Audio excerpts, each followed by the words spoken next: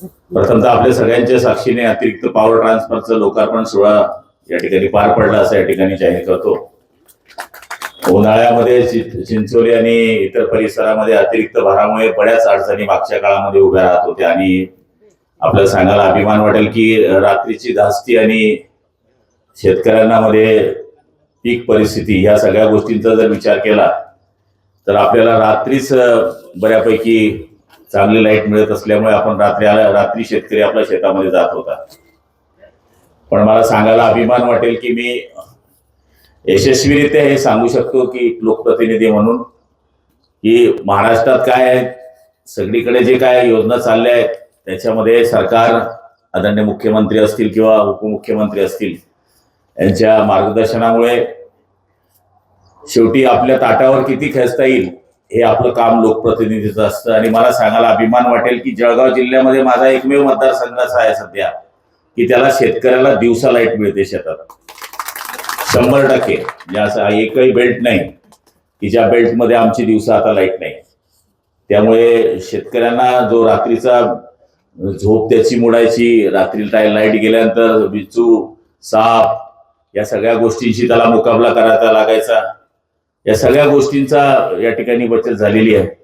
आणि आमच्या उद्योजकांनी या ठिकाणी मागच्या काळामध्ये जी मागणी केली होती 5 MVA ची, तर मला खूप आनंद वाटला या गोष्टीचा की लगेच तात्काळ मुलानी साहेबांनी आणि आमचे साळी साहेब असतील, सावदेकर असतील किंवा पाटील साहेब असतील यांनी सगळ्यांनी सहकार्य केल्यामुळे आज या ठिकाणी हा 5 MVA चा ट्रान्सफर या ठिकाणी उभा राहतोय। आमची विनंती एकच आहे की आम्हाला काही कोणाला त्रास देण्यामध्ये फार आनंद नसतो, पण मला सांगायला अभिमान वाटेल की मी एकमेव या गोष्टीचा साक्षीदार आहे की जळगाव जिल्ह्याच्या DPTC मधून पहिला मी पालकमंत्री असेल की ज्यांनी 130 कोटी रुपये MSCB ला दिले। 130 कोटी रुपये ही छोटी गोष्ट नाही आहे। MSCB ला शासन देतं, केंद्र शासन देतं, पण MSCB ला स्वतःच्या जिल्हा नियोजन समितीतून 130 कोटी रुपये देणं दुसरे कामं थांबवून, कारण आम्ही हाच विचार करत असतो की ट्रान्सफॉर्मर पेंडन्सी असली की शेतकरी कोणाला फोन करतो, आम्हाला फोन करतो, भाऊ ट्रान्सफॉर्मर जळाला 8 दिवस झाला भेटत नाही। तर आम्ही जवळपास 1750 ट्रान्सफॉर्मर उभे केले याच्यामधून DPC मधून 1750।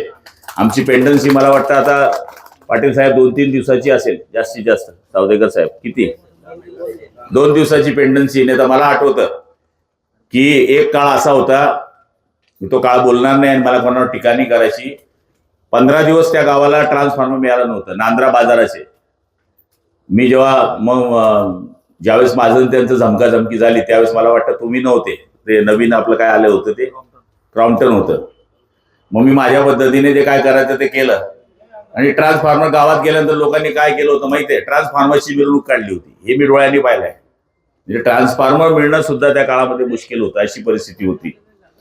आणि आज मला सांगायला अभिमान वाटेल की 132 kV आपल्या जळगाव ग्रामीण मध्ये अजूनपर्यंत नव्हतं, ते आपण आता शिरसोलीमध्ये त्याचं काम सुरू केलेलं आहे। शिरसोलीमध्ये 33 kVचं आपलं काम सुरू झालंय, नंदगाव मध्ये आपलं काम जवळपास पूर्ण झालेलं आहे, बादलीमधले आपला 5 MVA झाला, कानडद्यामध्ये आपला 5 MVA चा ट्रान्सफॉर्मर आपण नवीन बसवला आहे। म्हणजे जिथे जिथे शेतकऱ्यांच्या मागण्या येतात तिथे तिथे काम करण्याचा या ठिकाणी प्रयत्न करतो।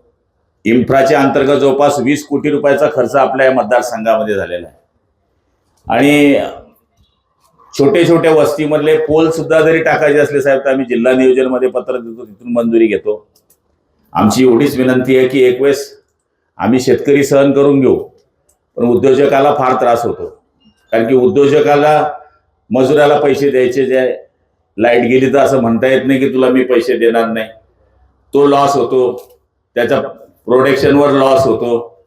आणि दुसरा नवीन येणारा उद्योग काय म्हणतो की जाऊ द्या साला इथं लाईटच मिळत नाही तर कशाला उद्योग टाकायचा। आमची हात जोडून विनंती, एक वेळेस थोडासा शेतकऱ्यांना थोडा त्रास झाला तर आम्ही सहन करू, पण आमच्या उद्योजकांना त्रास होऊ देऊ नका, एवढीच आमची हात जोडून विनंती आहे। कारण की उद्योजकांमुळे आमचे पोरं डबा घेऊन जाऊन 15,000 तरी भेटतात त्यांना तिथं कमीत कमी। या परिसरामधले आमचे 500-700 हजार मुलं जे जातात तर त्यांना इथे 12वी पासला कुठं काम मिळणार आहे? नाही तर हे छोट्या छोट्या फॅक्टऱ्या, आम्हाला काही मोठ्या फॅक्टऱ्यांची गरज नाही। लोक म्हणतात मोठ्या फॅक्टऱ्या पाहिजे, मोठ्या फॅक्टऱ्या जरूर पाहिजे, ते मोठ्या फॅक्टरी करतात, मोठं काम आहे, पण छोट्या छोट्या 10 आल्या 50-50 वाल्या तर त्या 500 होऊन जातात, 500 लोक पोचतात, त्या 5,000ची येईल तर ती 5 वर्षाला येईल, पण 50 वाली तर 15 दिवसात उभी राहून जाईल. त्यामुळे आमचं मोठे धरणं बांधा, त्याच्यापेक्षा नाला खोलीकरण करा आणि छोटे छोटे बांध बांधा, याच्यावर सुद्धा आमचं लक्ष असलं पाहिजे. मोठे उद्योजक आले पाहिजे, मोठे बंधारे पण झाले पाहिजे. पण छोटे कामं करत करत जर आपण 10 छोटे केले तर ते एक मोठ्या कामाची बरोबरी होते. त्यामुळे मुलानी साहेबांना एक खात्री देतो की पुढच्या काळात सुद्धा आम्ही आता इथे तर आहेच, पण आम्ही बोरगावला सुद्धा आपण आता नवीन सबस्टेशन उभं केलं. म्हणजे या जळगाव ग्रामीण मतदारसंघामध्ये सबस्टेशन उभे न राहिल्यामुळे बराच त्रास झाला आम्हाला. आता विटनेर जळके विटनेरला पण आपण 5 MB चा नवीन अंकी दिला. तिथे आता आपण सोलरचं तर इतकं ठिकाणी काम चालू आहे आमचं की विचारता सोय नाही.